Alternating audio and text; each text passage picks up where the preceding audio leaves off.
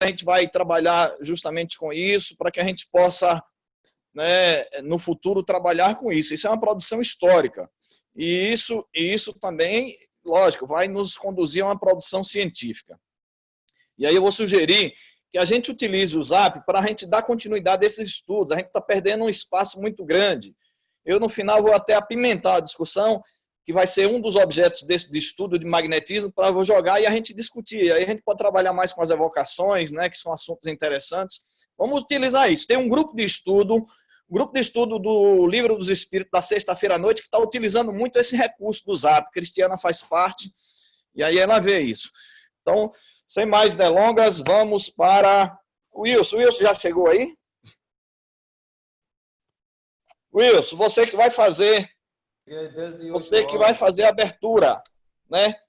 Fatalidade e pressentimentos. 10 minutos para você, Anderson. Controla o tempo, por favor, aí, Anderson. Espera aí, só um momento, viu? Estão me ouvindo? Sim, estamos ouvindo. Então, esse trabalho, de um modo geral, nos traz um avanço muito grande do ponto de vista de compreender Allan Kardec na sua essência, no que ele mais produziu, que foi a doutrina espírita. E, nesse sentido, o que fala na Revista Espírita de 1858, a fatalidade e os pressentimentos, com instruções do Espírito São Luís, na edição de março de 1858, nos traz uma abordagem que, do ponto de vista da prática do Espiritismo, pelo menos podemos assim considerar, do ponto de vista da prática do Espiritismo, a partir do que estudamos do Espiritismo, do que vivenciamos na sociedade e principalmente na Casa Espírita, esta leitura, este texto de Kardec, não só esse, mas tantos outros, eles vêm nos dar uma abordagem que faz a gente compreender melhor o Espiritismo, os fenômenos espíritas, e de um modo nós podemos até compreendê-lo ou dar uma nomenclatura como se fosse, digamos assim, o Espiritismo em movimento, não em movimento espírita, mas o Espiritismo e seus postulados em movimento. Por que eu digo isso? Neste texto que Kardec publica lá em março de 1858, na edição de 1858, então ele recebe uma instrução, recebe uma instrução do Espírito São Luís sobre um caso que aconteceu de uma embarcação que atravessava de um lugar a outro e que foi surpreendida por um tempo agitado e pela noite, aonde o barco, onde se encontravam 8 pessoas, este barco, ele acabou indo à deriva, ele acabou virando ou naufragando. E dessas pessoas que estavam a bordo, a narrativa vem nos dizer que as pessoas ficaram na quilha do barco, em condições iguais, ou seja, todos se segurando, tentando salvar-se, chegar em terra firme com vida, né? Vida física. Mas apenas 4 pessoas conseguiram chegar, ao amanhecer o dia, conseguiram chegar no ponto firme, em terra firme. Então, para esta história, que vem nos mostrar uma ilustração muito, muito forte, muito premente do que nós passamos usualmente no dia a dia, nos perigos de vida ou nos perigos de morte que passamos, aonde a gente vê cotidianamente na televisão, nos livros, na literatura, pessoas que passam por perigos diversos e acabam sobrevivendo ou escapando com vida física, né? Enquanto outros não. Então, o Espírito São Luís vem nos mostrar, vem nos dar uma abordagem, nos fazer compreender, através das perguntas de Kardec, tal acontecimento, ou então procurar algo lógico para estas questões de Kardec. E aí, meus caros, minhas caras, Kardec vai questionar o São Luís, e São Luís dá algumas respostas, né? Mas antes, vou ler aqui um pequeno trechozinho bem rápido que diz: porque nesse perigo igual para todos, só 4 pessoas sucumbiram. Anotai que, por minha parte, é a 6ª ou 7ª vez que escapo de um perigo tão iminente. E quase nas mesmas circunstâncias, sou verdadeiramente levado a crer que mão invisível me protege. Que feliz sou verdadeiramente levado a crer que mão invisível me protege. Que fiz para isso? Não sei muito. Sou sem importância e sem utilidade neste mundo. E não me gabo de valer mais do que os outros. Longe disso. Havia entre as vítimas do acidente um digno eclesiástico, modelo de virtude evangélica, e uma venerável irmã de São Vicente de Paulo, que iam cumprir uma santa missão de caridade cristã. A fatalidade me parece ter um grande papel no meu destino. Os espíritos nela não estariam para alguma coisa? Seria possível ter por eles uma explicação a esse respeito, perguntando-lhes, por exemplo, se são eles que provocam ou afastam os perigos que nos ameaçam. Então vejamos aí que nesta narrativa o espírito vem procurar uma resposta, o porquê dele ter passado por a situação do naufrágio e ele ter sobrevivido, enquanto outros que supostamente ele analisava portador de mais virtudes ou de virtudes, e que pessoas que desenvolviam um trabalho na sociedade, de um modo geral, no bem, não escaparam do naufrágio. Enquanto a isso, Kardec vem procurar e fazer alguns questionamentos, como sabemos, nesse item, lá na revista de março de 1858, quando ele procura, quando um perigo iminente ameaça alguém, é um espírito que dirige o perigo, e quando dele escapa, é um outro espírito que afasta? E a resposta vem da seguinte maneira: quando um espírito se encarna, escolhe uma prova, escolhendo-a, se faz uma espécie de destino que não pôde mais conjurar, uma vez que a ele está submetido. Falo de provas físicas, conservando o espírito no seu livre-arbítrio, sobre o bem e o mal. É sempre o Senhor para suportar ou repelir a prova. Um bom espírito, vendo enfraquecer, pode vir em sua ajuda, mas não pode influir sobre ele, de maneira a dominar sua vontade. Um espírito mau quer dizer inferior, mostrando-lhe, exagerando-lhe um perigo físico, pode abalá-lo e amedrontá-lo, mas a vontade do espírito encarnado não fica menos livre de todo entrave. Então, aí a gente consegue perceber, ter uma percepção de que esse tema na fatalidade, que nos mostra a fatalidade e os pressentimentos trazidos na Revista Espírita, vem nos lançar luz sobre aquilo que já conhecemos no que tange a doutrina espírita nesse tema, mas também vem de maneira muito particular mostrar exemplos práticos de que tudo que nos ocorre não ocorre apenas porque os espíritos, a divindade, os benfeitores ou os malfeitores fazem deliberadamente contra quem quer que seja. O Espírito São Luís vem nos dar esta informação e no final vem dizer: a vontade do Espírito encarnado não fica menos livre de todo entrave.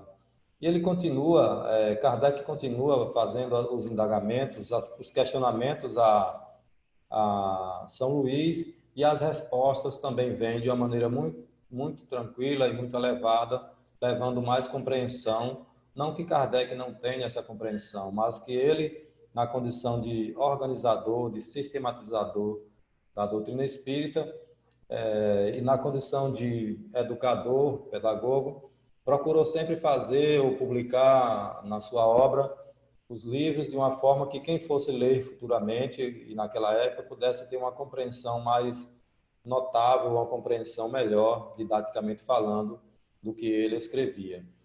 Então, nós sabemos que quando Kardec vai e procura Se a fatalidade que parece presidir aos destinos materiais de nossas vidas seriam, pois, ainda o efeito do nosso livre-arbítrio, e o São Luís vem responder que nós mesmos, ou tu mesmo escolheste tua prova, e quanto mais ela é rude, melhor tu a suportes, mas tu te elevas. Então, nesse sentido, a gente percebe nas respostas de São Luís que nós estamos construindo o edifício moral e intelectual dos nossos existires, da nossa existência atual, do que vamos vir a ser mais para frente, mas no fundo, nós somos os arquitetos da nossa própria existência, do nosso próprio evoluir. Wilson, E, 30 segundos. 30 30... segundos, né? Muito bem. Então, nós compreendemos perfeitamente essa doutrina, mas para isso não explica se certos espíritos têm uma ação direta sobre a causa material do acidente, né? Ainda se reportamos. Suponhamos que no momento em que o homem passa sobre uma ponte, essa ponte se desmorona. Que impeliu o homem a passar nessa ponte? E aí a gente volta a refletir sobre esse texto, nos mostrando que tudo acontece de acordo não somente às nossas convicções pessoais. Quando o homem passa sobre uma ponte que deve se romper, não é um espírito que o conduz a passar nessa ponte. É o instinto do seu destino que para ela o leva. Então, meus caros e minhas caras, continuemos aí com esses debates, com esses estudos e ficamos por aqui porque o tempo urge. Beleza. Fred. Fred agora com as evocações particulares. 10 minutos. Bom dia a todos, estão me ouvindo? Beleza. Ótimo. De ontem para hoje eu não evoquei ninguém aqui em casa não, ainda não, viu? Então vão ser as evocações de Kardec mesmo, não é as minhas não. Ô Anderson, vou ver se eu consigo aqui mexer nesse negócio aqui. Deixa eu ver aqui. Se você não conseguir, eu compartilho aqui. Compartilha aí para mim que aqui está dando uma mensagem, host, disable, participante, screen share, eu não sei nem o que é isso. Está dizendo que acho que eu não consigo compartilhar. Espera aí, deixa eu lhe dar o rosto agora. Rapidinho. Bom, o que ficou para mim, enquanto antes faz aí, é a utilidade de certas vocações particulares, né? Eu queria iniciar essa reflexão rapidinha, né? Porque lá o tema que está na revista Espírita lá de março, lá o texto, né? Não é um texto grande, vocês estão vendo aí na tela, já está botando, onde Kardec faz uma análise, né, a respeito das evocações, da sua importância, das evocações dos espíritos para se ter acesso às informações importantes para o movimento espírita. Inicialmente no século XIX, quando Kardec esteve com os espíritos codificadores na codificação, foi basicamente para elaborar, né, para elaborar a doutrina espírita, né, para trazer as informações e compilar nos trabalhos lá. Mas chama atenção porque esse texto ele fala basicamente da importância, não vai dar para ele em 10 minutos a gente falar sobre tudo isso aí, porque ele estende nas leituras complementares do Livro dos Espíritos, do Livro dos Médiuns, né, que fala um pouco a respeito disso também, e ainda tem exemplos de comunicações que Kardec transcreveu na Revista Espírita, né, com um assassino, com uma rainha e com um médico, né, e faz algumas considerações a respeito das experiências manifestadas desses espíritos. Mas, de um modo geral, Kardec coloca aí a importância de se comunicar com os espíritos, né, e obter deles as experiências e as informações necessárias, inclusive na questão da identificação desses espíritos, né?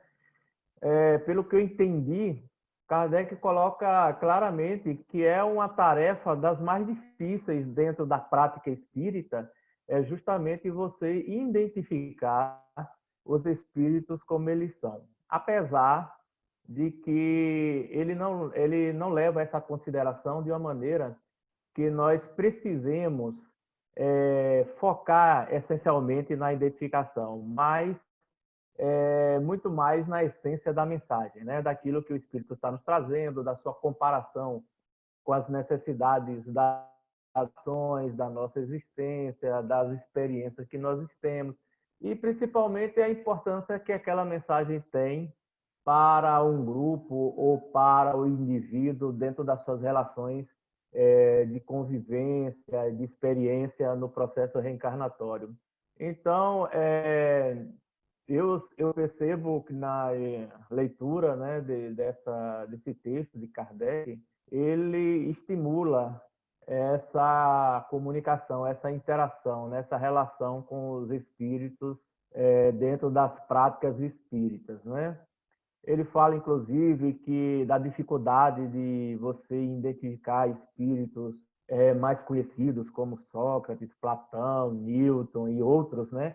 Porque são espíritos que, certamente, se nós hoje tivéssemos a oportunidade de conversar com eles, teríamos dificuldade de construir a identidade desse espírito, porque muitos deles não tem sequer registros documentais, muitas vezes, ou alguns não aparecem uma imagem muito clara de como eram. Inclusive, se gera ainda no mundo alguns questionamentos a respeito de quem seriam esses espíritos, se eles realmente existiram, se o nome era aquele mesmo, enfim, tem uma série de desafios, né, na identificação desses espíritos, entre outros, e imagina aqueles que a gente jamais ouviu falar, né? Esses são os nomes conhecidos, mas é aqueles que a gente jamais ouviu falar, mas que tiveram sua participação dentro da história da humanidade, trazendo algumas informações, reflexões importantes para os nossos pensamentos, para as nossas ações na vida, e se tivessem a oportunidade de conversarmos com esses espíritos, talvez nós não teríamos uma facilidade de constatar a identidade deles com mais precisão. Mas o que Kardec mais toca nesse texto aí é a importância dessa comunicação, a importância de você manter essa relação com os espíritos no sentido de auxiliar-nos as nossas próprias jornadas, né? E é interessante que isso não tem sido objeto de prática, de um modo geral, dentro do movimento espírita, até onde nós sabemos, né? De certa forma, né, proporcionalmente, claro, as casas espíritas têm, nos parece, abandonado nas atividades mediúnicas esta relação mais próxima com seus mentores, com os espíritos que podem trazer algum tipo de auxílio, de avanço nas atividades de cada casa, ou nas atividades mesmo práticas da doutrina espírita.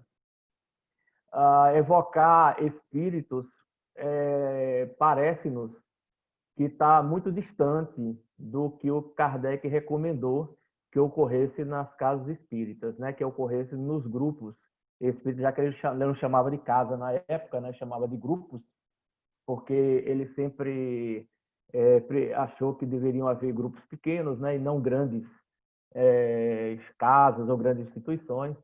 Mas nas reuniões mediúnicas, por exemplo, eu vejo acontecer assim mais evocação, pelo menos ter um conhecimento, já que eu não participo diretamente de atividades mediúnicas, mas o conhecimento que eu tenho é que a evocação de espíritos, não nominalmente, mas para algum sentido no trabalho, é feito mais nas reuniões de pesquisa, né? De atendimento fraterno, que são levados aqueles casos para pesquisa mediúnica e tal. Mas não existe, pelo menos eu não conheço ainda nenhum trabalho que seja mais aprofundado nessa questão de identificação, de anotação, de registro realmente daquela mensagem, qual a importância ou qual é a identificação que aquela mensagem tem sobre determinados casos. Mas isso especificamente nesse tipo de atividade, né? Na casa espírita, que isso ainda acontece onde existem essa relação do atendimento fraterno com a pesquisa mediúnica. Aqui em Jacobina, se eu não me engano, isso só ocorre no... Marcos pode me corrigir depois disso aí, mas parece que só me ocorre no Cruzado do Bem, né? Eu acho que nas outras casas não fazem esse trabalho de relacionamento, de pesquisa, de identificação através das evocações, né? Mas, de um modo geral, as evocações, por exemplo, dos espíritos mentores das casas, por exemplo, né? A gente não tem, eu não tenho visto nas casas que eu já tive a oportunidade de conhecer essa relação mais direta com os médiuns, com os trabalhadores da casa, com os dirigentes da casa, com os seus mentores, né, para receber orientação, para receber mensagens importantes à casa, enfim, uma série de coisas que não sei se tem visto isso aí, né? O está botando aqui que os espíritas, a tese dos espíritas, que Kardec tinha moral para isso. Eu acho, na minha opinião, não, né? Na minha opinião, eu acho que existe a prática já estabelecida no Livro dos Médiuns, está lá, né? No Livro dos Médiuns essa prática já está estabelecida, como deve ser feita, e não vejo assim a questão da moral envolvida nisso, a não ser o pensamento individual ou do grupo da casa, né? Fred, 50 segundos. Desculpa, eu 50 segundos. Eu já li, Wilson, viu? Eu só estou dando a minha opinião. Eu acho que a questão de moral, ela tem muito mais relação com o pensamento individual, mas não com a prática da atividade, né? Então, como eu disse para vocês, para a gente concluir, lá no capítulo 12 do Livro dos Espíritos e no Livro dos Médiuns, tem muito mais orientação a respeito disso aí. A gente não tem como fazer isso em 10 minutos, pode complementar durante a semana no Zap, mas eu acho que está faltando realmente nós atuarmos a prática mediúnica de evocação no movimento espírita de uma forma como Kardec nos orientou a fazer. Libere seu áudio aí, Tamar, por favor. Valeu, Fred. Obrigado. Beleza. Marco Pessoa, magnetismo e espiritismo. Bom, o que ficou foi sobre magnetismo e espiritismo, que é o artigo de Kardec. Ele vai fazer alusão inicialmente à questão dos primeiros momentos em que as pessoas tomaram a ideia de espiritismo versus magnetismo, como se isso realmente viesse deferir um golpe de morte ao magnetismo. Mais adiante, ele vai colocar algumas questões que eu acho que 10 minutos é muito pouco para a gente ficar aqui conversando a respeito disso, né? Até porque a gente está com essa pressa em torno de determinados conteúdos que talvez alguns se esgotem mais rápido, outros talvez haja necessidade de se comentar e fazer uma avaliação. Porque, além disso, como é que Kardec via inicialmente, como é que os cientistas estavam programando ou reprogramando essa ciência no sentido de fazer essas discussões. E aí ele coloca sobre o reconhecimento do sonambulismo como uma das manifestações da alma e que os espíritas eles apoiam veementemente como uma condição da própria alma, né? Aí ele diz assim: ao contrário dos adeptos do espiritismo, são todos concordes com o magnetismo. Porque enquanto as pessoas estavam tentando deferir algum golpe em torno da questão do magnetismo, acreditando que a doutrina espírita seria bam, Kardec dá uma freada assim e ele coloca sobre essa questão e até mesmo ele acentua em torno de alguns aspectos, que é a questão dessa diversidade das escolas, do sectarismo, como as pessoas estão vendo essas duas ciências e que elas têm um dado comportamento, mas e que as pessoas acabam deferindo golpes mortais contra os outros, como se esse alicerce do saber pertencesse apenas à ciência propriamente dita. E a gente sabe que o mundo moderno evoluiu, o contexto e as condições que conceitua-se a questão científica, ele tem uma outra mudança no sentido de apreender esse conhecimento. Ele diz assim: As ciências mais positivas tiveram sempre e tem ainda suas escolas que sustentam ardorosamente teorias contrárias. Os cientistas têm levantado escola contra escola. Como o Kardec ele tem a ideia do bom senso, ele vai tomar essas questões, que essas polêmicas, que as pessoas acabam tentando ferir o orgulho daquele que está lá em cima, porque quando a gente entra numa academia, o óbvio é isso, a gente tem notado que as pessoas parecem que a única preocupação não é com o saber, a construção do saber, mas simplesmente em deferir golpes, e ele fala a respeito dessa questão, e ele diz assim: esperamos que os sectários do magnetismo e do espiritismo, melhor inspirado, não dê ao mundo o escândalo das discussões muito pouco edificante. Não adianta a gente começar a pensar sobre algumas questões se no fundo, a ideia nossa não é contribuir com a ciência no sentido de avançar, mas de fazer com que as pessoas, nesse exato momento, percebam porque fulano tem PhD, tem isso, tem aquilo, e que ele é o bambambam. Bam, bam. Então, ele vai tomar essa ideia e diz, bom, o magnetismo, ele preparou o caminho para o espiritismo. Porque quando a gente vai olhar essas ideias, e é justamente isso o que às vezes eu fico aqui imaginando, mesmo admitir a existência de uma força magnética, né, que se manifestava através da situação, da atuação de um fluido universal, que é o que Kardec coloca sobre a questão do fluido cósmico universal, e que tudo isso são modificações e alterações em torno dessas questões. E o camarada, de certa forma, ele é o esteio dessa condição, porque permite uma compreensão em torno daquilo que o magnetismo havia preparado, porque ele vai tomar consciência dessas questões, e aí Kardec ele começa a discutir a ideia de dizer que magnetismo e espiritismo é uma única ciência.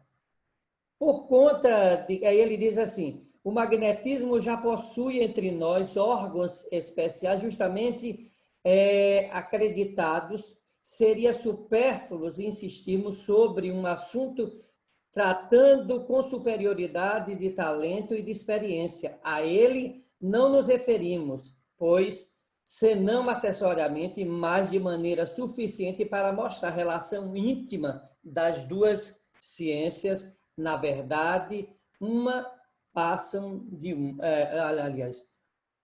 que na verdade não passa de uma única ciência.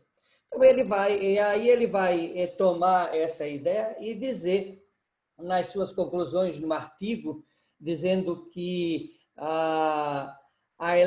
falando sobre a elevação dos pioneiros ou desses prepostos que antecederam a doutrina espírita, e que vai mostrar a respeito sobre a questão do Barão do Potete, que é diretor do Jornal do Magnetismo, do senhor Millet, que é diretor da União Magnética, e ao lado de várias ilustres pessoas que tinham um comprometimento em fazer isso e dizer, bom, aqui é a parte científica, como a gente vê, como a gente entende. Então, isso tudo faz com que a gente pense sobre essas questões, que aí eu acredito que nesse exato momento a gente precisa entender qual era o pensamento nesse período. O que é que realmente essas pessoas estavam pensando? Mesmo já que ele admitia que ele via a existência de uma força, né, que preenche todo universalmente e que distribuía-se e insinuava nas substâncias dos nervos, davam, digamos assim, ao corpo humano propriedades análogas do ímã, e, enfim, esse fluido é sob o controle, que ele vai posteriormente comentar a respeito nos diversos aspectos sobre a questão do passe magnético, das curas, de como se coloca em torno disso a sua prática, e com a finalidade essencialmente terapêutica, né? A questão do magnetismo. Isso ele coloca também uma outra questão, que é sobre o que são os livros básicos, que é na questão 427 do Livro dos Espíritos. Ele diz qual a natureza do agente chamado fluido, né? Fluido magnético. Aí a resposta, efetivamente, fluido vital, eletricidade animalizada, que são modificações do fluido cósmico universal. Porque aí ele vai fazer repartição em alguns aspectos, a ciência, naquele exato momento, fazer algumas repartições sobre alguns aspectos, que é o fluido animal, que é o fluido espiritual, e que os espíritos, de certa forma, têm tratado a respeito dessas questões. Marcos, 50 segundos. Então, eu vou parar por aqui. Não, dá para falar alguma coisinha ainda, 50 segundos, desculpa. Bom, eu vou só apenas colocar que a tese de Mesmer, ele diz assim que o fluido é o meio de uma influência mútua entre os corpos celestes. A Terra, os corpos animados, as moléstias são, ou a falta, ou desequilíbrio na distribuição do magnetismo pelo corpo. Uma tese dessa, certamente, tem algo assim muito relevante, porque ela se propõe a discutir as questões das enfermidades, das obsessões, de tudo que o ser humano acaba, vamos dizer assim, vivenciando nesse exato momento, pelo distúrbio psíquico em torno dessas questões, porque mente sã, corpo sã, já dizia um ditado oriental. Então, a gente precisa pensar sobre esse arcabouço de conhecimento e, ao mesmo tempo, dessas discussões, que eu acho que nós poderíamos ter um proveito maior se a gente começasse a fazer esses paralelos para a compreensão desse contexto e do pensamento de Kardec. Beleza, pessoa, beleza. A gente vai avançar, com certeza vamos avançar. Antes, agora você marca 5 minutos para mim, e aí depois a gente pega 5 minutos para cada um, e depois o contraponto dos expositores. Começando agora o meu tempo. Eu queria chamar a atenção para que o Wilson falou, da abordagem de Wilson, né? Sobre os pressentimentos e fatalismo, de fatalidade. Vamos nos reportar quando Kardec vai tratar o conceito de fatalismo, na pergunta 522 do Livro dos Espíritos, quando ele vai tratar justamente que são, né, pressentimentos, melhor dizendo, que são fases principais da existência do espírito. E o fatalismo, quando ele vai falar a respeito das escolhas das provas, isso aí vai estar na questão 851. Que vamos nos reportar aí a questão do pressentimento, vamos fazer um link com o capítulo 6º do Livro dos Espíritos, Percepções, Sensações e Sofrimentos dos Espíritos, porque aí vai estar atrelado ao conhecimento do futuro. Pergunta 243, e o futuro, os Espíritos conhecem? Então vamos dar uma lida aí para a gente poder se debruçar mais justamente sobre isso. Na pergunta 868 também, Kardec vai questionar os Espíritos sobre o conhecimento do futuro, se pode ser revelado, atrelando a questão da liberdade. Isso aí é só para a gente dar uma pincelada depois. Rapidinho, Itamar, perdão. A primeira questão que você falou é 200 e quanto? A primeira questão, quando ele é falado do fatalismo, é 522, do Livro dos Espíritos, ou de pressentimentos. Fatalismo, que é 851. Ah, do futuro, e você falou. 200... Conhecimento do futuro, questão 243. Valeu, obrigado.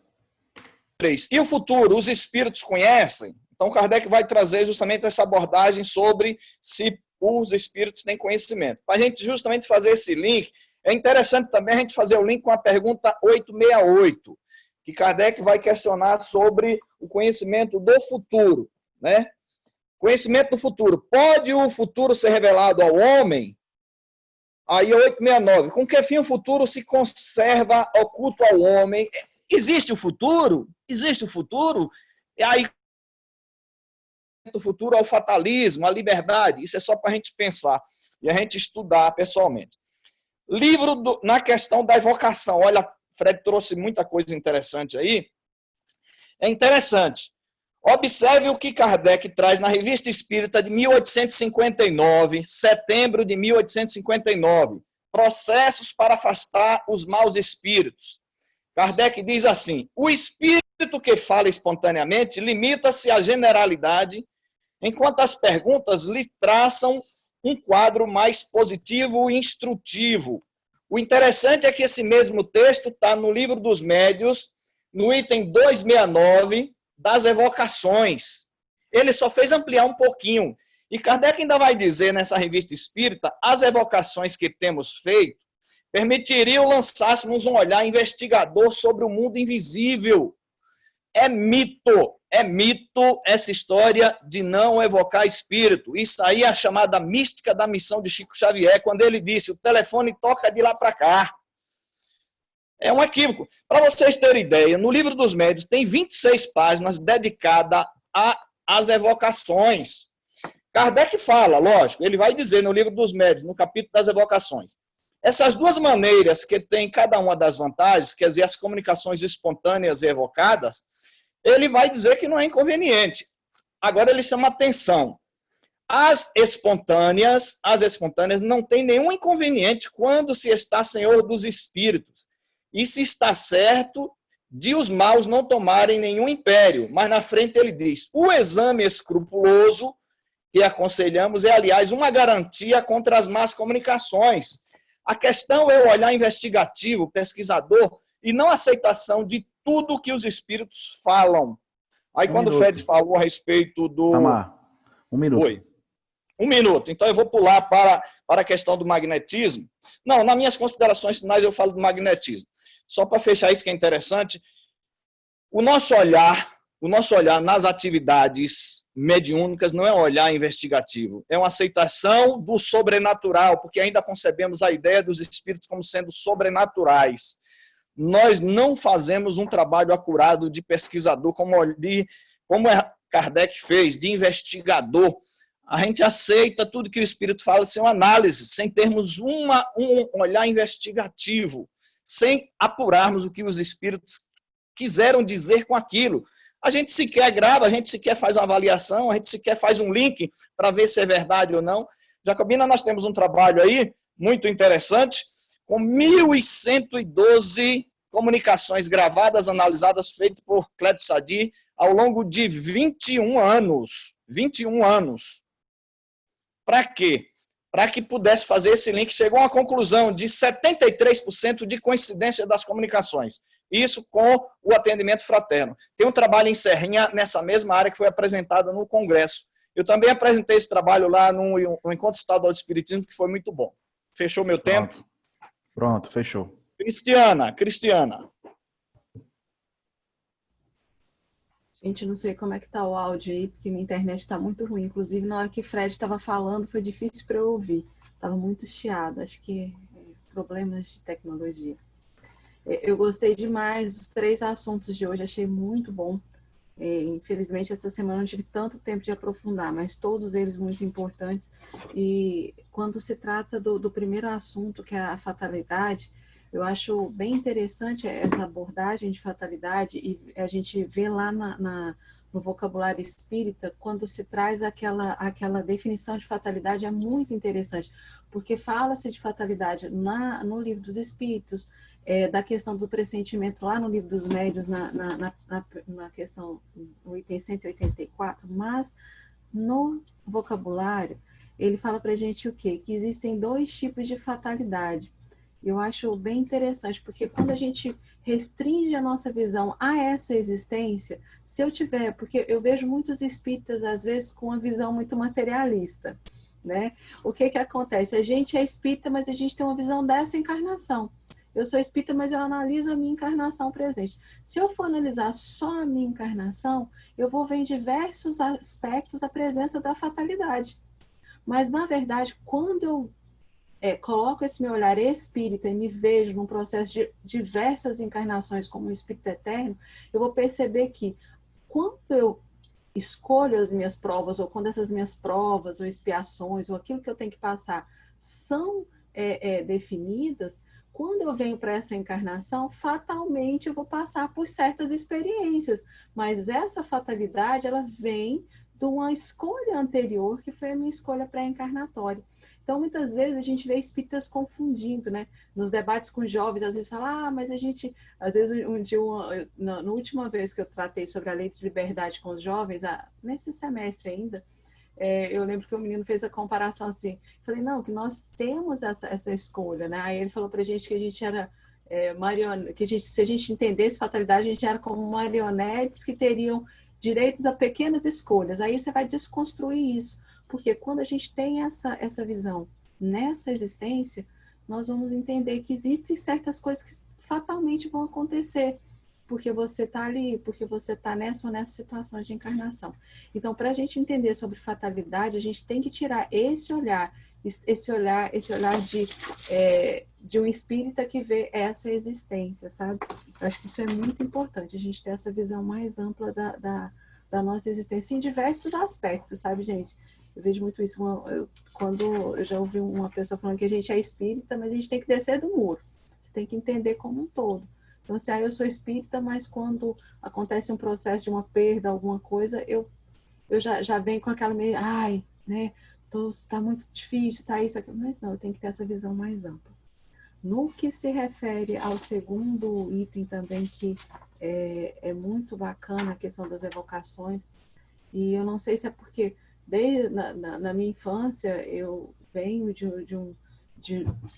a casa espírita que eu via, que eu percebi enquanto criança, né, porque a gente tem uma percepção diferente, esse processo de comunicação mediúnica era muito comum lá em Palmelo, que foi de onde eu cresci e via essa questão de mediunidade, era uma percepção um pouco diferente. E nas casas que eu frequentei também tinha-se essa questão mais dessa orientação para as casas. Hoje eu vejo aqui uma diferença grande, essa questão da orientação, de você ter uma evocação mais específica, isso realmente se perdeu um pouco. Só que eu discordo um pouco quando a gente põe uma posição muito radical, quando a gente fala assim, na verdade, eu acredito que para certos momentos, o que se aconteceu com essa limitação dessa evocação específica?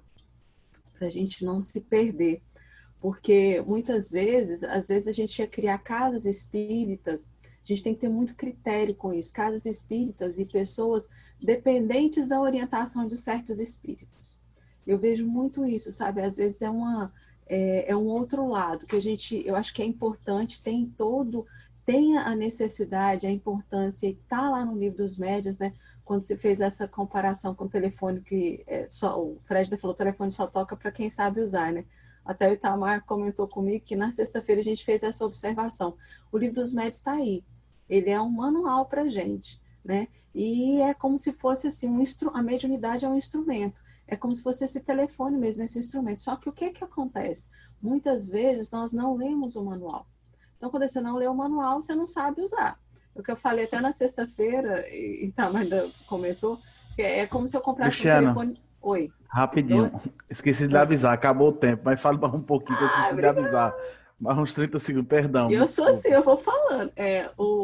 Só para finalizar essa questão, muitas vezes a gente compra um telefone cheio de recursos, ou um computador lá que tem tudo, eu posso pôr todos os recursos que eu quero. Só que eu não leio o manual. Eu não estudo como processa isso. O que eu vou fazer? Eu vou usar esse telefone só para ligar e falar.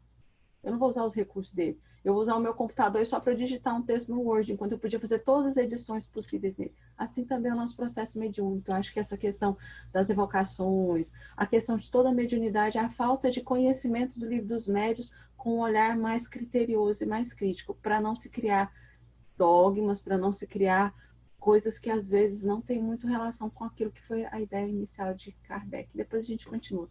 Desculpa. Beleza, Robertinho.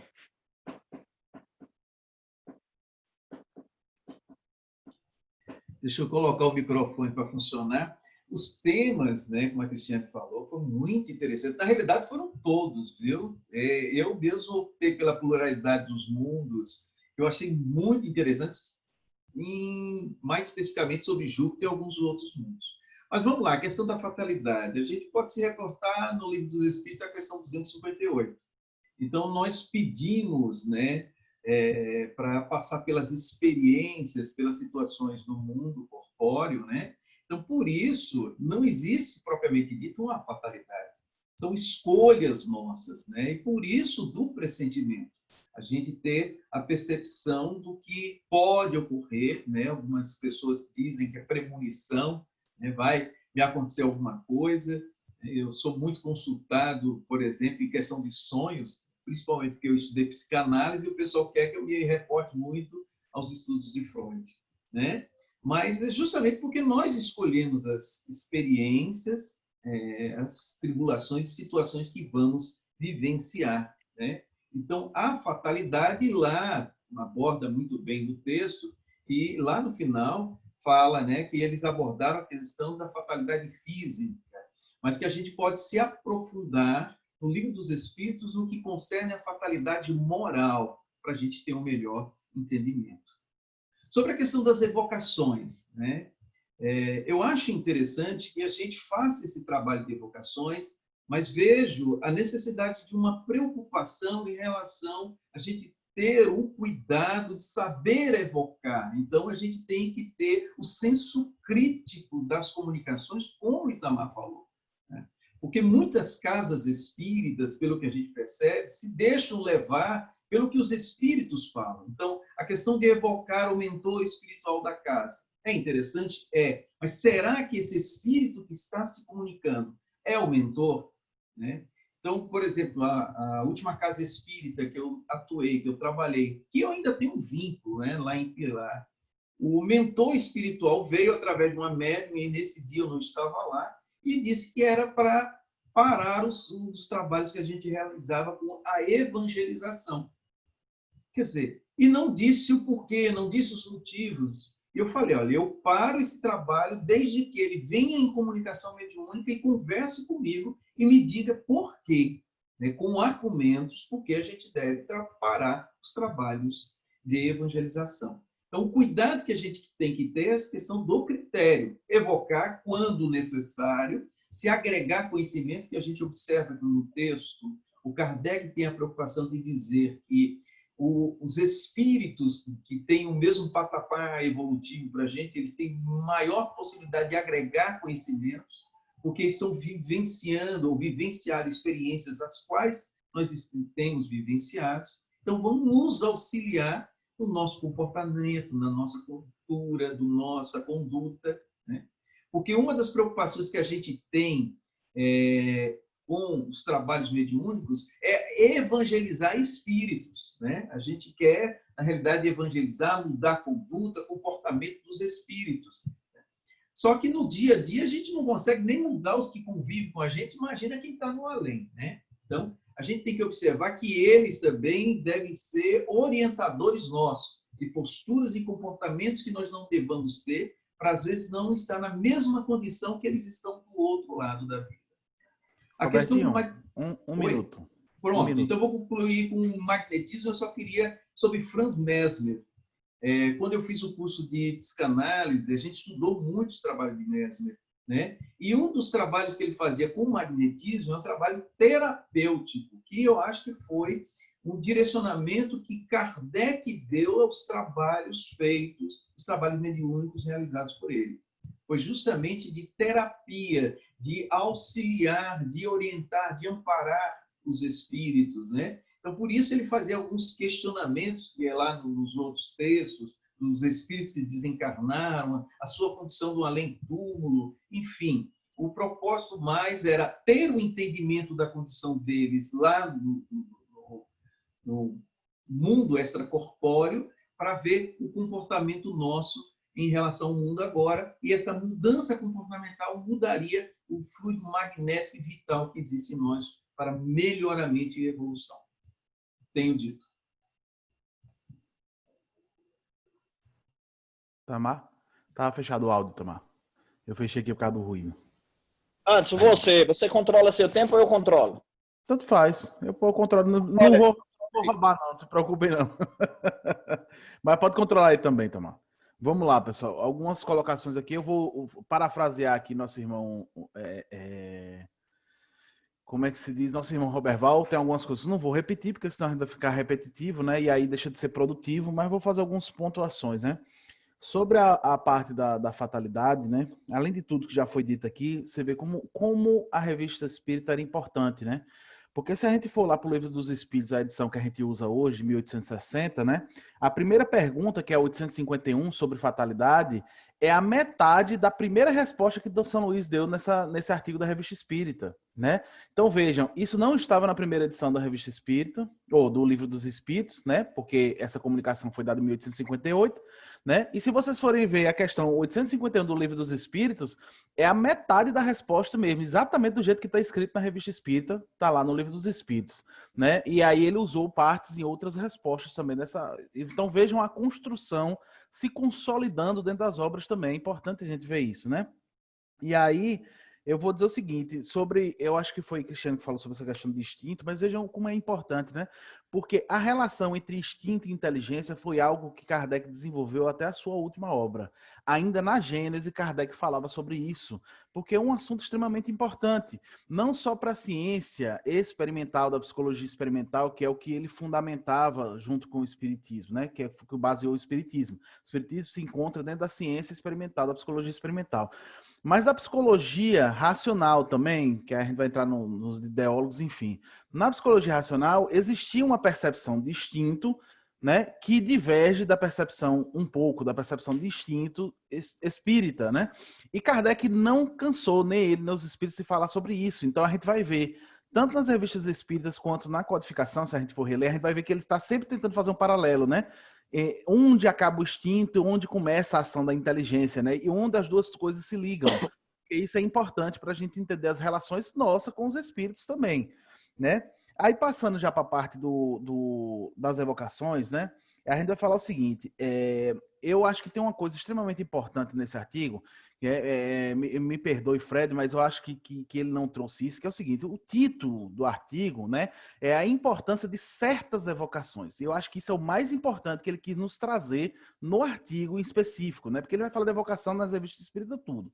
Mas o que ele quis dizer pelo título mesmo, né, a importância, e aí ele vai nos dizer dois trechinhos, vou tirar dois trechinhos que está escrito. Ele vai dizer assim, quando nos diz um espírito ter sido Sócrates ou Platão, julgamos-lo espírito elevado e eis tudo. Acabou. O que Kardec quer dizer? Quando um bom espírito vem, ele não diz algo, lógico, muito elevado, você vai avaliar bastante para ver se é um espírito elevado ou não, mas o máximo que você pode dizer é se ele é elevado ou não. Você não tem como julgar muita coisa, entendeu? O próprio Kardec botou, eis tudo, certo? Mas ele vai botar, mas quando o espírito de nossos parentes, de nossos amigos ou daqueles que conhecemos se nos manifesta, apresentam-se 1000 circunstâncias e detalhes íntimos nos quais a identidade não poderia ser posta em dúvida. De algum modo, adquire-se a prova material. E aí a gente vê, entrando no campo científico, o quanto é importante também, né? Porque Chico, com seu belo trabalho, ele trouxe a importância dessas evocações, mas de forma de consolo, não a parte científica, entende? Mas e a gente numa reunião experimental? Por exemplo, vamos supor que alguns de nós sejamos, né, médiums. Qual é o medo, gente, da gente se permitir cientificamente, né?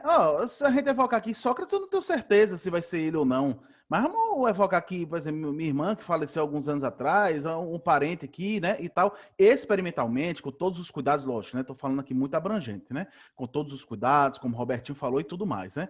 Mas seria mais fácil, gente, para a gente ter uma certeza palpável, como Kardec diz, né? Ali é quase uma prova material de que você está realmente falando com aquele espírito, né? E não um espírito que está se passando por ele. Me faltam aqui 43 segundos, e aí eu vou pular aqui para a parte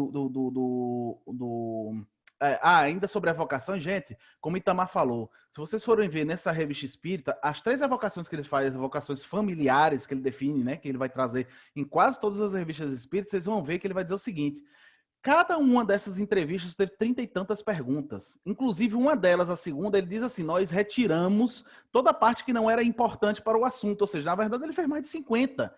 Hoje, quando o espírito se permite ser questionado, porque a gente caiu até nessa dentro das reuniões mediúnicas, né? A gente não quer incomodar o espírito. Quando o espírito se permite ser questionado, a gente não sabe nem o que perguntar. Quando perguntou uma ou duas coisas, né? E a gente fica, onde é que está o caráter científico que a gente está deixando de ter? Né? E aí eu ia falar sobre magnetismo, mas eu vou deixar para falar depois nos outros minutinhos que eu terei, tá bom? Toca o barco. Beleza, Roberval. Oi, estão me ouvindo bem, hein? Sim. Tranquilo? Rapaz, é muita coisa para pouco tempo. Fatalidade. Nascer e morrer. O restante, no meio do caminho, a gente vai se arrumando, vai se adequando, aceitando, reclamando, mas as duas fatalidades na vida é nascer e morrer. O restante a gente vai se arrumando. Somente a gente tem o conhecimento, não tem muito o que reclamar, e como a Cristiana falou muito bem, temos que perceber o contexto geral todo e não fatos específicos em si. Tudo faz parte do contexto e nós temos a capacidade de entender, analisar e até mesmo saber o porquê de certas questões. Basta a gente analisar nossa própria consciência, o nosso íntimo, nós vamos começar a compreender isso aí. Eu vou tentar ser bem rápido, viu, gente? Na questão das evocações, Kardec, obviamente, tinha os objetivos dele. Temos aí o livro Céu e Inferno, que mostra muitas questões de vida após a morte. Eu acho que as evocações hoje seria útil na atividade espírita, caráter de pesquisa e em cima de questões que nós ainda não conhecemos ou temos dúvidas, onde os espíritos podem nos dar a luz maior, nos acrescentar em determinados assuntos. Na relação com os mentores, eu acho essencial, já participei de diversas atividades Itamar também, onde os mentores eram questionados. E aí, na verdade, surge um grande problema. Por quê? Porque, na maioria das vezes, nós não passamos pelo crivo da lógica, da razão, do bom senso, da orientação de Kardec. E um grande problema é quando ele começa a falar em relação à casa espírita, como foi colocado. Vamos suprimir tal trabalho, por quê? Então, esse questionamento tem que ser feito, tem que ser uma coisa extremamente aberta, clara, e você tem que falar de igual para igual, com todo respeito, como mentor, ou que se diz mentor da casa, tem que ter todo esse cuidado para saber qual realmente é o objetivo deles, porque nós já tivemos muitas questões aqui onde fomos enganados, o termo correto é esse, enganados.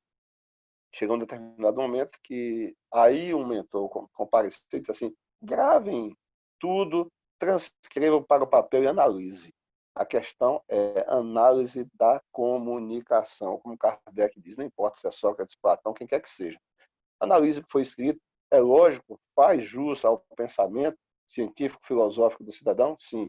Faz parte o pensamento dele, do contexto geral da casa, é justo, está dentro dos ensinamentos de Cristo, está dentro dos ensinamentos de Kardec? Ótimo. Então, eu acho que as evocações têm que ser trabalhadas justamente nesse sentido. Uma outra coisa, que alguém já parou para analisar a questão dos médiuns? Quantos médiuns problemáticos nós temos? Com dificuldade, a mediunidade não é fácil, extremamente difícil, limitados, porque tem as suas próprias limitações, como nós temos a nossa. Isso aqui não é demérito para ninguém, não, pelo amor de Deus. Mas quantos têm medo de dar a comunicação do mentor? Quantos têm medo de dizer até o nome do espírito que está se comunicando? Como é que nós vamos evocar? Ou você tem um médium equilibrado, que era um médium que está dando a comunicação para Kardec. Veja o preparo. Aquele médium chegou ali à toa? Não. Foi preparado para aquele trabalho. E o nosso? É como? Está se arrastando como a gente. Tem as mesmas dificuldades, as mesmas limitações. Eu brinco sempre, né? Me perdoe a linguagem popular, mas eu digo assim, como é que você quer cobrar 1 quilo de uma carne que só dá 100 gramas? Então, os médios Então, os médios têm que ser inseridos nesse processo, nesse contexto, para que nós pudéssemos ter um trabalho de avocação que viesse justamente complementar aqueles pontos obscuros, aqueles pontos que ainda não está claro para nós, dentro da própria doutrina, e que eles pudessem nos auxiliar em relação a isso, ou até mesmo nas nossas casas. Roberval, 50 segundos. Sim. Rapaz, já, pelo amor de Deus. a questão, não vou falar, vou pular essa parte que vocês já falaram, a questão do magnetismo. Magnetismo, eu tenho lido algumas coisas e acho, vou repetir, foi esquecido na casa espírita, e eu acho que nós temos que ressuscitar isso aí. E o objetivo desse nosso estudo é realmente o quê? Ganhar conhecimento, passar para a nossa casa espírita, ficar conosco. Não, eu acho que o objetivo é a gente arrastar todo esse conhecimento para dentro da casa espírita e levar para as outras pessoas, para que elas possam também se mobilizar e buscar o estudo com a gente. Eu acho que ficou uma parte essencial na doutrina, esquecido, e que nós temos que reativar isso aí. Já cortaram meu som? Oi? Não, estamos ouvindo, estamos ouvindo. Estou ouvindo? Perdão. Então, só concluindo. E, para fechar, eu penso da seguinte forma. Nós temos que ter muito cuidado. Eu vejo até uma questão hoje, o pessoal colocando em xeque os ensinamentos de determinados espíritos. E eu tenho observado por parte de muitas pessoas, e eu acho que está se criando até um celeuma dentro da doutrina espírita em relação a isso aí. Eu observo muita obra, né? O que está sendo feito. Concordo com o papel de Chico Xavier que teve de consolo e de auxílio, de trazer as mensagens para nós. Vamos analisar e reter o que é bom e seguir aquilo que é bom. Então, eu vou fechar o meu bate-papo com isso. Um abraço. 2 minutos para suas considerações aí, Wilson.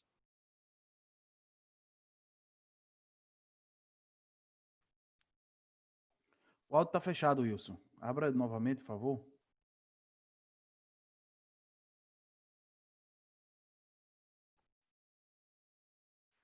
Está fechado o seu microfone, Wilson.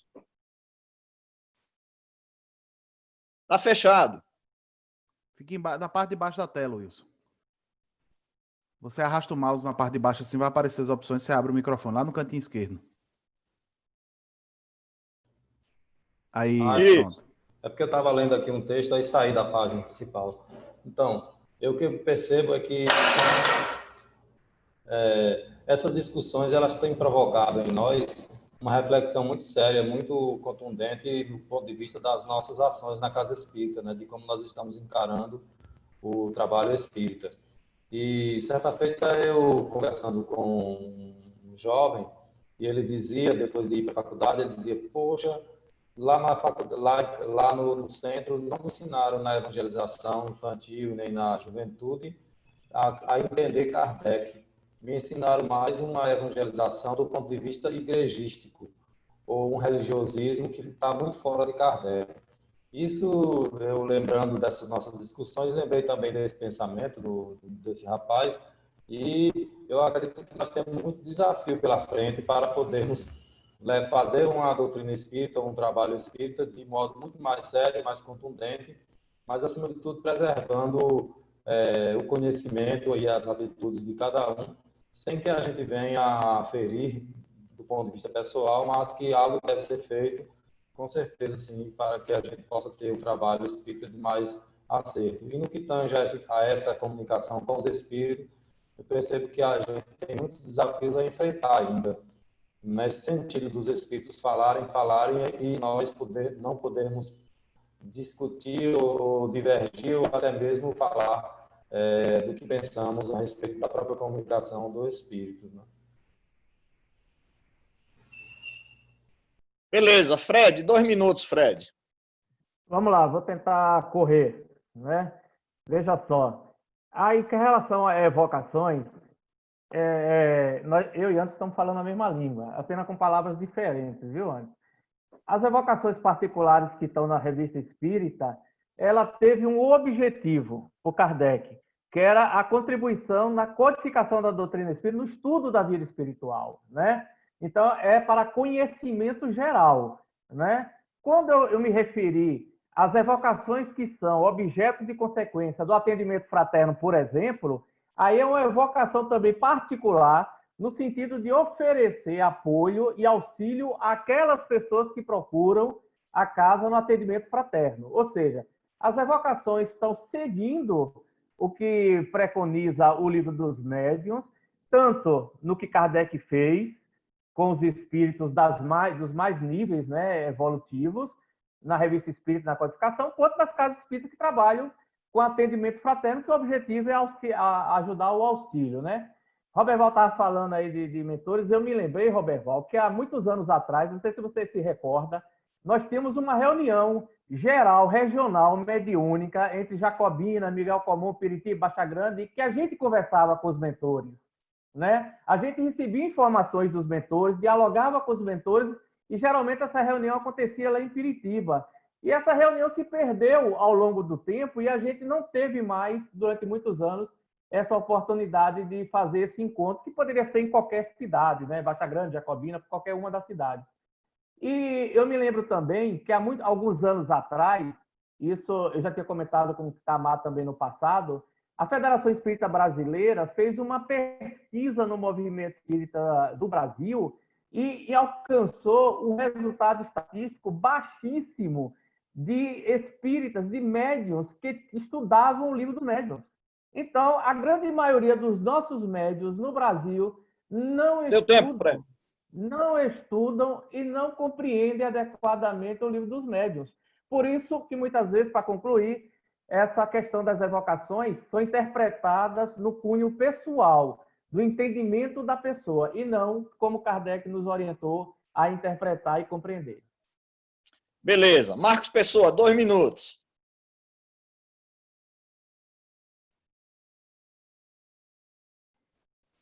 Na verdade, a gente tem percebido a importância da doutrina espírita e o quanto a gente desconhece. Acho que esses assuntos, em relação à questão dos mundos habitados, eu queria ter ouvido alguma coisa ou alguma situação a respeito da vida nos planetas. Não é porque eu gosto de ufologia, mas porque é coerente, e se assim não fosse, Kardec não tinha colocado, e que às vezes a gente ainda trata isso como se fosse um preconceito, e acha que a gente não sabe nada do nosso, então, portanto, do outro não deve saber. Da mesma forma que são as evocações, a questão da qualidade dessas evocações é o que vai definir a questão do trabalho, da mesma forma, com a utilização da ectoplasmia, de outros aspectos que a gente precisa aprofundar para começar a entender melhor essa relação com o mundo espiritual e com o nosso mundo. É que, no geral, a grande maioria de nós espíritas, nós nos colocamos também num pedestal e achamos que somos os detentores do saber, então ditamos as regras dentro do centro espírita, influenciamos as pessoas e, consequentemente, isso incorre num processo ideológico em que quem tem poder é quem está acima de tudo, acima do bem e do mal. Da mesma maneira em que, por isso que eu estou falando a respeito dessa questão do tempo, nós precisamos sentar, dar uma olhada, verificar melhor essas questões, porque estudar não precisa que a gente tenha esse tempo determinado para, vamos dizer, daqui 1 ano, 2 anos, termine esse curso. Tempo, Marcos. A gente precisa entender que a nossa contribuição é muito importante e o que a gente sabe ainda é muito pouco. Obrigado. Beleza. Agora 2 minutos eu e aí cada um dos outros 2 minutos para que a gente possa fechar. Sobre a questão das evocações, Cristiana foi muito feliz nessa última fala de Fred também. O grande problema das evocações é que nós não estudamos, não é lemos, não estudamos o guia. Não estudamos o guia dos médios e dos evocadores, que é o livro dos médios. Isso é fato. Aí, Roberval, quando falou também, o medo dos médios, Roberval, eu acredito, né, que está justamente na formação. A gente não tem formação. Eu sou médio tem 40 anos, nunca tive problema de colocar minha mediunidade à prova, de ser submetido, e já fui várias vezes, e não tenho. Se houver mistificação ou não, se houver algum processo anímico, é para ser avaliado, sem problema nenhum. Sobre o magnetismo, eu achei interessante, né, eu queria chamar a atenção de todos, justamente, e aí eu vou levar uma pimenta para a gente discutir. Por que os cursos de passe não são construídos tendo por base Kardec, e sim no espiritualismo?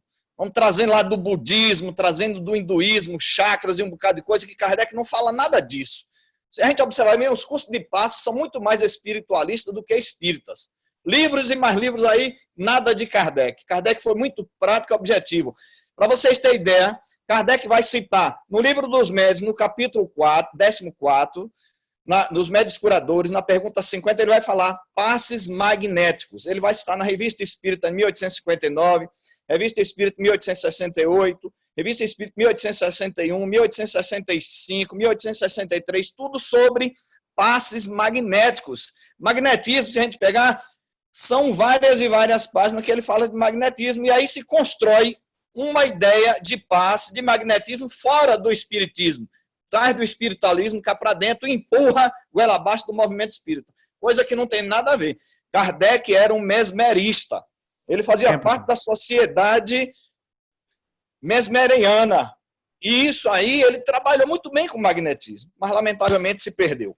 Beleza, Cristiana, 2 minutos.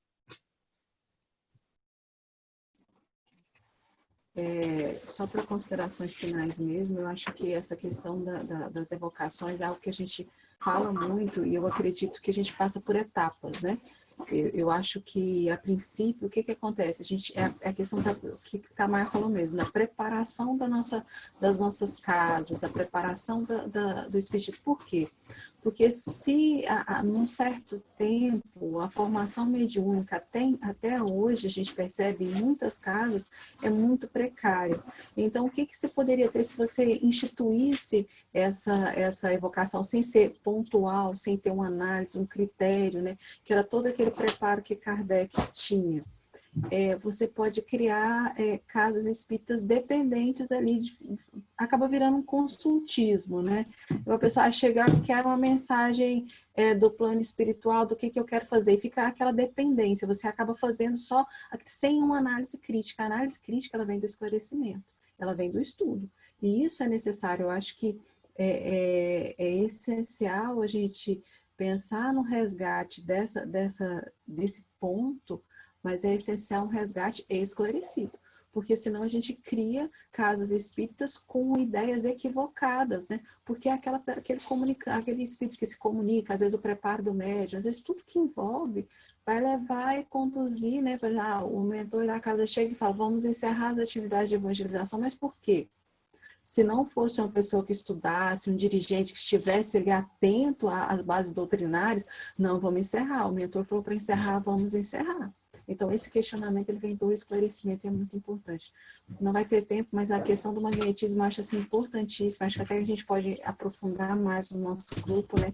Essa importância de a gente trabalhar isso, de a gente abordar certos pontos com relação a esse resgate dessa questão magnética, da importância disso na origem da doutrina, porque a doutrina ela foi fundada nisso. Se a gente faz uma pesquisa, qualquer pesquisa na internet ali mesmo, há um tempo atrás eu estava fazendo sobre magnetismo, se você coloca lá, acho que até nas primeiras páginas que aparece, sempre quando fala de médium magnetismo, fala que isso foi um dos fundamentos para a origem do espiritismo. Tem lá, na maioria dos links básicos, falando sobre magnetismo, sem tocar no assunto do espiritismo. Então, foi um dos fundamentos ali para esse nosso estudo, e a gente se perde um pouco nele, a gente precisa se aprofundar um pouco. Talvez no nosso grupo ali de WhatsApp a gente faça isso um pouco mais. Já deu tempo. Beleza, Robertinho. Assim. Muito bem. Inicialmente, a questão das evocações, eu analiso a questão dos propósitos, dos trabalhos mediúnicos nas casas espíritas, né? Porque a gente pode observar que a maioria das casas espíritas querem trabalhar com a chamada doutrinação, que é doutrinar o espírito. Então, não evoca, o espírito se manifesta, diz que está com raiva, que tem ódio, quer se vingar de alguém, e a gente quer fazer um trabalho mais doutrinário, de doutrinação, ou agora, como dizem alguns, né, terapeuta espírita, então mais terapia. E eu, como tenho conhecimento nessa área, você não consegue, numa única reunião mediúnica, né, tentar orientar ou convencer a uma mudança comportamental. Tá? Então, vai depender muito do trabalho, e aí, se a gente direciona um tipo de trabalho, né, como esse, de estudos, né, um trabalho mais científico, Aí é interessante a evocação, né? A gente consultar os espíritos, perguntar, primeiro analisar a procedência da comunicação e depois agregar conhecimento com experiências desses irmãos que estão do outro lado da vida, que pode ser espíritos um pouco mais elevados ou espíritos necessitados que vão nos trazer informações necessárias ao nosso crescimento. Sobre a questão do magnetismo, eu concordo plenamente com o Itamar, tá?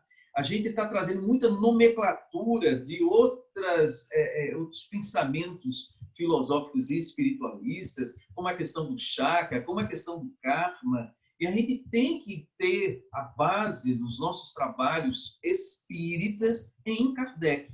Então, por isso, esse estudo que está sendo realizado está sendo de fundamental importância, e a gente tem que expandir, tem que pesquisar mesmo toda a literatura espírita, em especial a codificação, para que a gente possa realizar um trabalho à altura do desejo objetivo da doutrina espírita.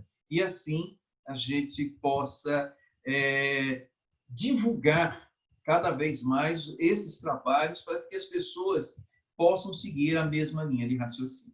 Tá bom? Beleza. Beleza. Anderson.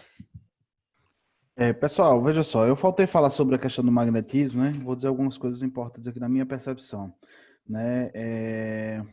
Primeiro eu queria só falar ao Marcos. Marcos, é o seguinte, a gente tem que lembrar que a proposta do estudo aqui, inicial, né, é a gente conhecer a construção de raciocínio de Kardec, porque são muitas obras. Mas isso não quer dizer que ao finalizar daqui a 3 anos, a gente não deva começar novamente, mas aí estudando com mais paciência e mais a fundo cada artigo, entende?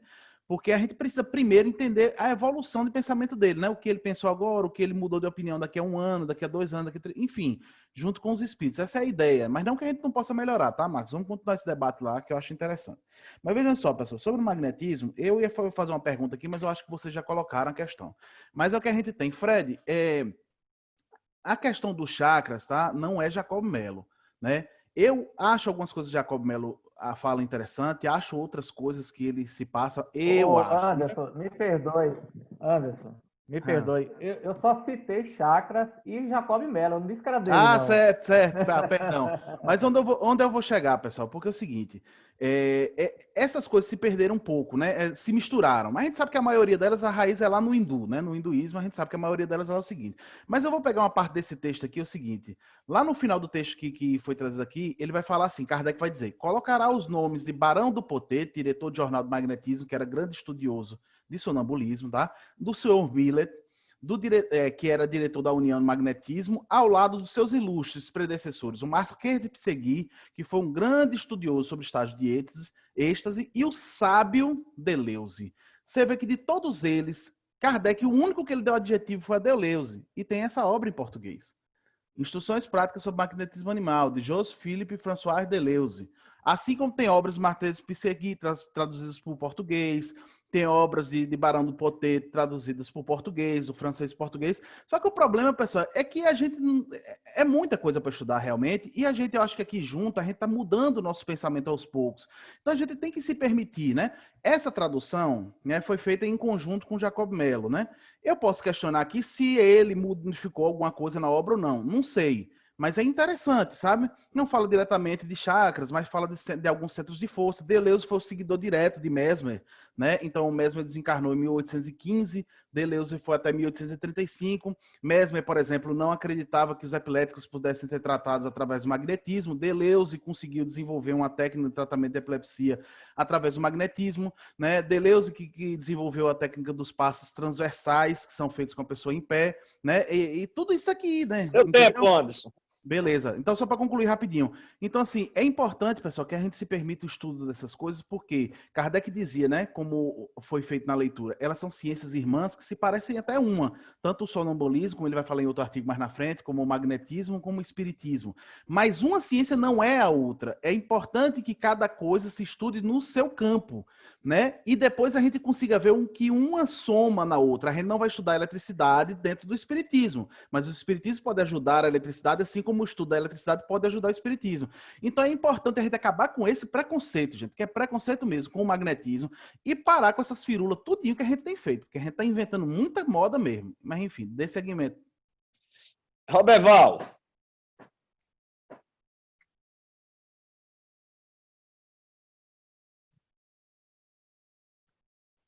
Roberval, seu áudio tá desligado. Desculpa. Oi, beleza. Não, Pronto. gostei. Gostei muito da sua fala aí, no final, concordo plenamente com você. Inclusive, nessas obras aí de Jacob Mello também, eu tenho dado uma passeada e tenho observado. Eu acho que o caminho é esse. Eu acho que nós não podemos estar... o próprio Kardec disse que ali não estava contendo tudo. Muita coisa ele não teve o tempo necessário para pormenorizar. Isso aí eu tenho observado.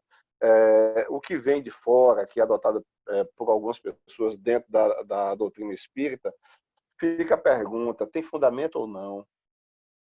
As questões do estudo espiritualista sobre chakras, que vem isso muito antes de Kardec também. Existe fundamento? Porque se existe fundamento, não tem por que a gente estar relegando isso aí. Eu entendo a construção do pensamento, uma continuidade de estudo e novas informações, até porque os espíritos nos dizem, olha, quando chegar o momento certo, a gente vai dizendo, a gente vai trazendo novas verdades, certo? Existe a limitação da linguagem humana, eu acho muito bom e fundamental que estude a base, estude Kardec, fundamental, mas eu acho que ele não pode estar se fechando também para outras informações que chegam, tem que ser analisada, tem que ser observada. Não é possível que seja totalmente desprovida de informações úteis, de conhecimento, algumas questões no campo do magnetismo e também do espiritualismo, quando se refere aos chakras e aos centros de força. A questão que Fred colocou muito bem, eu achei bom a consulta que nós fazíamos aos mentores, interessante, e também quando o Marcos fala a questão de vidas em outros planetas, isso a gente tem até utilizado também para poder provar a grandeza do Criador. Isso no nosso bate-papo espírita, né, com as palestras, mostrando a grandeza do universo, e porque a visão das pessoas ainda é muito limitada. Então, eu acho isso muito importante, nós colocarmos mais dentro da base, dentro da estrutura que os espíritos nos mostram, da existência de vidas em outros planetas, como Kardec coloca. Eu não vejo mal nenhum a gente estudar isso aí, certo? Beleza. Beleza, então, já venceu o tempo aí. Um abraço. Gente, eu queria, para fechar, sugerir a vocês que a gente possa utilizar o seguinte critério. Eu vi que muita coisa ficou, lógico, o objetivo é esse, é despertar curiosidade na gente e sair da zona de conforto, como eu falei inicialmente. Sugestão minha, que a gente discuta segunda e terça sobre o primeiro item. Segunda e terça a gente se debruça no grupo do Zap sobre fatalidade e pressentimentos. Quarta e quinta, a gente se debruça sobre as evocações. E quinta e sexta, ou melhor, sexta e sábado, a gente se debruça sobre magnetismo e espiritismo. Eu vou lançar essa proposta lá, e aí cada qual a sua opinião. A gente continuar essa discussão, né? Eu acho que 2 dias para cada, e aí a gente já faz também a divisão da próxima semana do mês de abril. Entendeu? Eu acho que é interessante. E o objetivo é, como o Roberval falou no final, é a gente, como o Fred também colocou o texto aí. O objetivo é trazer informações e a gente fazer comparativo e contextualizar, tendo por base Kardec. Essa é a proposta. A proposta nossa, justamente, eu acho que estudar é isso que a gente está fazendo. Me perdoe os outros formatos, não é? É que nos outros formatos a gente só fazia ler e ficava esperando que uma pessoa comentasse. Então, a gente tinha essa dificuldade, como nós temos agora dos instrumentos do Kardecpedia, da internet, e da gente poder ter esse espaço para a gente discutir e conversar. Então, eu queria agradecer muito vocês pela contribuição, de estarem participando, pois eu estou aprendendo muito, muito mesmo com todos vocês, com os outros grupos, e isso é produção de saber, produção de conhecimento. Então, fico muito feliz. Beleza? 10 horas, nosso horário, vamos finalizar. Itamar, rapidinho. Além da sogra de Wilson, a gente quer pedir, como é o nome dela, Wilson? Tá, o áudio tá desligado, viu, Wilson? Wilson, como é o nome de sua sogra? Vitória Dantas. Vamos orar por ela, orar pelo pai de Beto e orar por Pedro, filho de Fred, que será submetido a uma cirurgia amanhã. Também os nossos irmãos aí do Lar do Idoso Cruzado do Bem, os nossos queridos companheiros aí que estão bem acolhidos aí no Lar do Idoso Cruzado do Bem, todos os profissionais da área de saúde que estão nesta batalha acolhendo a todos os portadores do Covid-19 e todos nós. Façamos uma pequena oração silenciosa.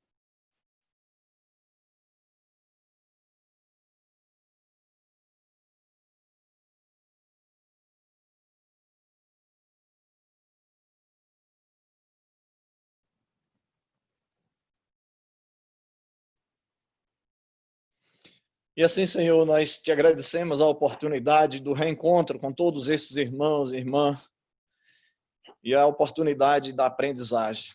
Possamos transportar isso para a nossa vida diária, para o nosso cotidiano, tornando-nos cada vez melhores. Dai-nos a tua paz hoje e sempre. Ok, saúde e paz para todos. Até a semana que vem.